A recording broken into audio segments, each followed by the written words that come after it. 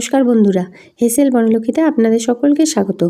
আজ আমি আপনাদের কাছে শেয়ার করব সঠিক মাপ ও পদ্ধতিতে ঝুরঝুরে বাসন্তী পোলাও এবং খুব সহজে তৈরি মটর পনির। তাই আসুন বন্ধুরা, প্লিজ ভিডিওটিকে কেউ স্কিপ করবেন না, আপনারা সম্পূর্ণ রেসিপিটি দেখুন।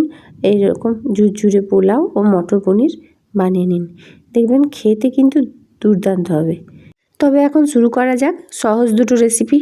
প্রথমে আমি বানিয়ে নিয়েছি বাসন্তী পোলাও, তার জন্য নিয়েছি 500 গ্রাম চাল। চালটা এখন জল পাল্টে 3-4 বার খুব ভালো করে ধুয়ে নিতে হবে, যতক্ষণ না জলটা পরিষ্কার হয়। পোলাও বানানোর আগে পোলাওয়ের প্রত্যেকটা উপকরণ মাপার জন্য একটা কাপ অথবা গ্লাস ঠিক করে নিতে হবে, আর তাতেই পোলাওর সমস্ত উপকরণগুলো পরিমাপ করতে হবে। আর সমস্ত উপকরণ সঠিক মাপ মতো পড়লেই ঝুরঝুরে এবং টেস্টি হবে। 2.5 কাপ পরিমাণ চাল আমি খুব ভালো করে ধুয়ে নিলাম। এখন এই চালটা জল থেকে ধুয়ে তুলে নিয়ে এর মধ্যে ফুড কালার মাখিয়ে নিচ্ছি। চালটাতে কিন্তু একটু আর জল নাই, চালটা সম্পূর্ণভাবে জল ঝরিয়ে তুলে দিতে হবে আর কালার মাখিয়ে 5 মিনিটের জন্য রেখে দিতে হবে। দেখুন বন্ধুরা, কালারটা আমি খুব সুন্দরভাবে মিশিয়ে নিলাম। এখন এটা থালার মধ্যেই রেখে দিচ্ছি। ততক্ষণে পোলাওর মশলাটা তৈরি করে নিয়েছি দারচিনি, ছোট এলাচ, লবঙ্গ, গোলমরিচ, কাবাব চিনি, জয়িত্রী আর অর্ধেক জায়ফল আর অল্প শাহজিরে। এখন গ্যাসে কড়াই গরম করে নিয়ে গ্যাসের ফ্লেমটা লো করে দিলাম, আর জায়ফল আর শাহজিরেটা বাদ দিয়ে বাকি যত মশলা আছে সব কড়াইয়ে দিয়ে মশলাগুলোকে ড্রাই রোস্ট করে নিচ্ছি। শাহজিরে যদি একসঙ্গে দেওয়া হয় তাহলে যেহেতু সব মশলার তুলনায় ছোট, তাই শাহজিরেগুলো পুড়ে যাবে। তাই শাহজিরে বাদ দিয়ে বাকি মশলাগুলোকে আগে ড্রাই রোস্ট করে নিচ্ছি।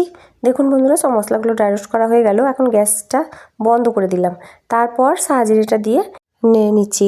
কড়াই যা গরম আছে তাতেই শাহজিরেটা ভাজা হয়ে যাবে। দেখুন বন্ধুরা, আমার শাহজিরেটাও এখানে ভাজা হয়ে গেল। এখন এটা ঠান্ডা করতে দিতে হবে, তারপর এর সাথে জায়ফলটা মিশিয়ে নিয়ে মিক্সার গ্রাইন্ডারে গুঁড়ো করে নেব। এখন পোলাও বানাবার জন্য একটা হাঁড়ি গরম করে তার মধ্যে দিচ্ছি 1/2 কাপ পরিমাণ সাদা তেল। এই কাপে আমি সমস্ত উপকরণগুলো মাপ করেছি। 2.5 কাপ চাল দিয়েছিলাম, তাই দিলাম 1/2 কাপ সাদা তেল। এখন তেলটা গরম হলে দিয়ে দিচ্ছি 5-6টা তেজপাতা। এখন দিচ্ছি গোটা গরম মশলা, গোটা 4 লবঙ্গ, গোটা 4 ছোট এলাচ আর গোটা 4 দারচিনি টুকরো দিয়ে কিছুক্ষণ ভেজে নেওয়ার পর দিয়ে দিচ্ছি কাজু। কাজুটা এখন কিছুক্ষণ ভেজে নিতে হবে যতক্ষণ না একটা সুন্দর কালার ধরে আসে। তারপরে এর মধ্যে দিয়ে দিতে হবে ওই রং মাখানো চাল। এটা হচ্ছে গোবিন্দভোগ আতপ। গোবিন্দভোগ আতপ চালের পোলাও খুব সুন্দর হয়। এখন এই চালটা খুব ভালো করে ভাজতে হবে। দেখুন বন্ধুরা, আমি হাতে একটু সময় নিয়ে পোলাওয়ের চালটা কিন্তু খুব ভালো করে ভেজে নিচ্ছি, আর ভাজতে ভাজতেই একসময় দেখবেন পোলাওয়ের চাল তেল ছেড়ে দিয়েছে। দেখুন হাঁড়ির তলাতে কতটা পরিমাণ তেল দাঁড়িয়ে যাচ্ছে, আর চালগুলো পুটুর পুটুর করতে লেগেছে। চালগুলো যখন পুটুর পুটুর করবে আর চালটা অনেকটাই হালকা হয়ে যাবে, তখন বোঝা যাবে চালটা ভাজা হয়েছে। গ্যাসের ফ্লেম এই সময় পুরো বাড়িয়ে রেখেছি, আর চালটা আমি মিনিট 5 ধরে খুব ভালোভাবে ভেজে নিলাম। দেখুন চালটা এখন খুব সুন্দরভাবে ভাজা হয়েছে, চালটা দেখেই বোঝা যাচ্ছে কতটা সুন্দর ভাজা হয়েছে। এখন এর মধ্যে দিচ্ছি গরম জল। যে কাপে চাল মেপেছি 2.5 কাপ, সেই কাপের 5 কাপ জল গরম করে আমি এর মধ্যে দিয়ে দিলাম। আর সাইডে যে চালগুলো লেগে আছে, হাঁড়ির ওপর দিকে উঠে গেছে, সেই চালগুলো এখন ঝারনার সাহায্যে জলের মধ্যে ডুবিয়ে দিচ্ছি। তারপর দিয়ে দিচ্ছি 1/2 চামচ লবণ, আর দিচ্ছি কিশমিশ। কাজু কিশমিশের পরিমাণটা আপনারা বাড়িয়ে নিতে পারেন বা একটু কমিয়ে নিতে পারেন। দিয়ে দিচ্ছি 1/2 কাপ দুধ। দুধটা কিন্তু অবশ্যই দিয়ে দেবেন, তাহলে পোলাও কখনোই গলবে না। এখন ঢাকা দিয়ে গ্যাস কমিয়ে 7 থেকে 8 মিনিট রাখছি। 7-8 মিনিট পর ফিরে এলাম। দেখুন বন্ধুরা, পোলাও হয়েই গেছে প্রায়। এখন আমি এর মধ্যে দেব চিনি। চিনি দিচ্ছি এই কাপেরই 1/2 কাপ। চাল যা থাকবে তার 5 ভাগের 1 ভাগ চিনি আর 5 ভাগের 1 ভাগ তেল, আর জল পড়বে ডবল। তাহলেই পোলাও একবারে ঝুরঝুরে হবে, আর মিষ্টির পরিমাণও ঠিকঠাক হবে। এখন চিনিটা খুব ভালোভাবে মিশিয়ে নিতে হবে। গ্যাসের ফ্লেম কিন্তু একদম লোতে করে রাখা আছে। তলাতে কিন্তু এখন একটু জল আছে, আর চিনি থেকে আর একটু জল বেরোবে, রস বেরোবে, তাতেই বাকি পোলাওটাও সেদ্ধ হয়ে যাবে। এখন চিনিটা খুব ভালোভাবে মিশিয়ে নিলাম। আগে যে মশলাটা ভেজে গুঁড়ো করেছিলাম সেটা এখন এর মধ্যে দিয়ে দিচ্ছি। পুরো মশলাটাই দিয়ে দিলাম। এখন ঝাড়নার সাহায্যে মশলাটাও খুব ভালোভাবে মিশিয়ে দিচ্ছি। চালটা যেহেতু খুব ভালোভাবে ভেজে নেওয়া হয়েছে, তাই এরকম মশলা মাখাবার সময় চাল ভেঙে যায় না বা গলে যায় না। দেখেই বোঝা যাচ্ছে আমি কিভাবে মশলাটা মিশাচ্ছি। ঠিক এইভাবে মশলাটা মিশিয়ে নিতে হবে। এবারে উপর থেকে ছড়িয়ে দিচ্ছি 1 চামচ পরিমাণ ঘি। ঘিটা দিয়ে আরেকবার মিশিয়ে নেওয়ার পর এটা ঢাকা দিয়ে আরও 2 মিনিটের জন্য অল্প আঁচে রাখছি। যতক্ষণ না তলার জলটা সম্পূর্ণভাবে শুকিয়ে যায় ততক্ষণ রাখতে হবে। দেখুন বন্ধুরা, 2 মিনিট আমি অল্প আঁচে রেখেছিলাম। এখন তলার জলটা সম্পূর্ণভাবে শুকিয়ে গেছে আর এরকম ঝুরঝুরে হয়ে গেছে। এটা 5 মিনিট যদি আরও রাখা হয় তাহলে এটা আরও ঝুরঝুরে হয়ে যাবে। আমার পোলাও রান্নাটা এখন কমপ্লিট হয়ে গেল। এবারে রান্না করব মটর পনির। মটর পনিরের জন্য নিয়েছি আমি প্রিজার্ভ করা মটর। শীতকালে মটরশুঁটিগুলো ফ্রিজে প্রিজার্ভ করে রেখেছিলাম সারা বছরের জন্য। আর কিভাবে মটরশুঁটি প্রিজার্ভ করতে হয় তার লিঙ্ক আমি ডেসক্রিপশন বক্সে দিয়ে দেবো, আপনারা প্রয়োজন মতো দেখে নেবেন। এখন পনির ভাজার জন্য কড়াইয়ে সাদা তেল গরম করে ছোট ছোট টুকরো করে নেওয়া পিস ভেজে নিচ্ছি।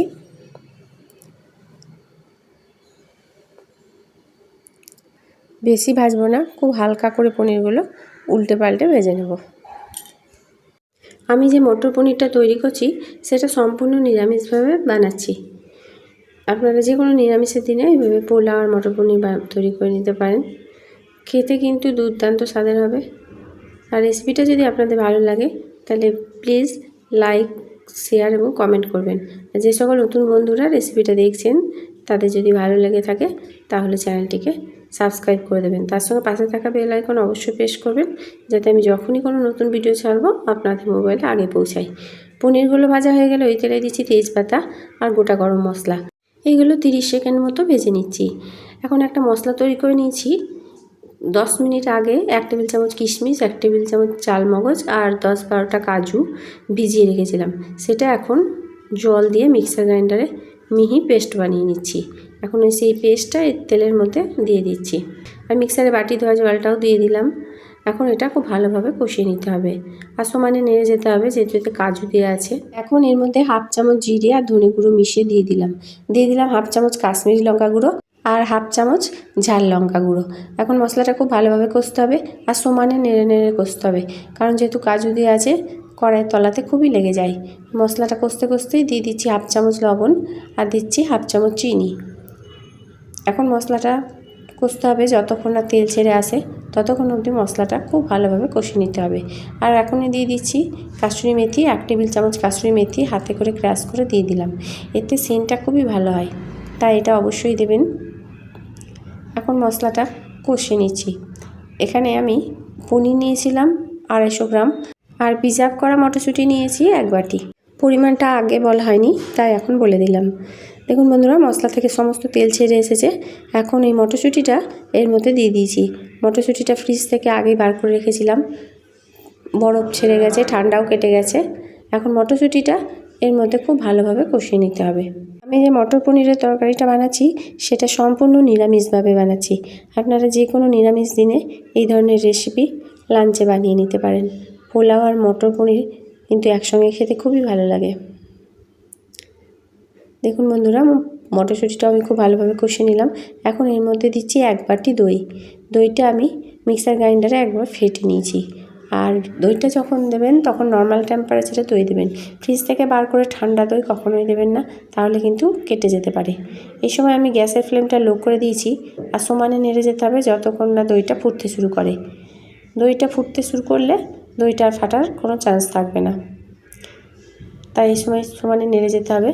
তো দেখুন বন্ধুরা, এটা ফুটতে শুরু করেছে। আমি এখানে দই দিলাম 1 বাটি। মিক্সার গ্রাইন্ডারে একবার ঘুরিয়ে দইটা দিয়েছি, ওজনে প্রায় 150 গ্রাম হবে।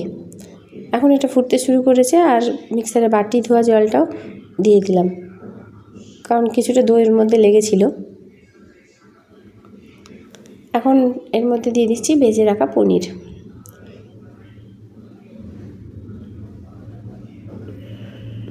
সব পনিরগুলো দিয়ে একবার ভালো করে মিশিয়ে নিচ্ছি।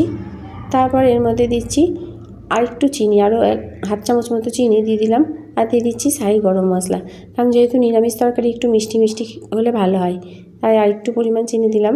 আপনারা যদি প্রয়োজন মনে করেন তো দেবেন, আর যদি ইচ্ছা না হয় তাহলে নাও দিতে পারেন। তা তবে শাহি গরম মশলাটা দিলে তরকারির স্বাদটা অনেকটাই বাড়িয়ে দেয়। তাই শাহি গরম মশলা দিয়ে ঢাকা দিয়ে গ্যাসের ফ্লেম লোতে করে 5 মিনিট ফুটিয়ে নিচ্ছি। দেখুন বন্ধুরা, 5 মিনিট ফুটিয়ে নিলাম। এখন এটা একবার নেড়ে চেড়ে নিচ্ছি।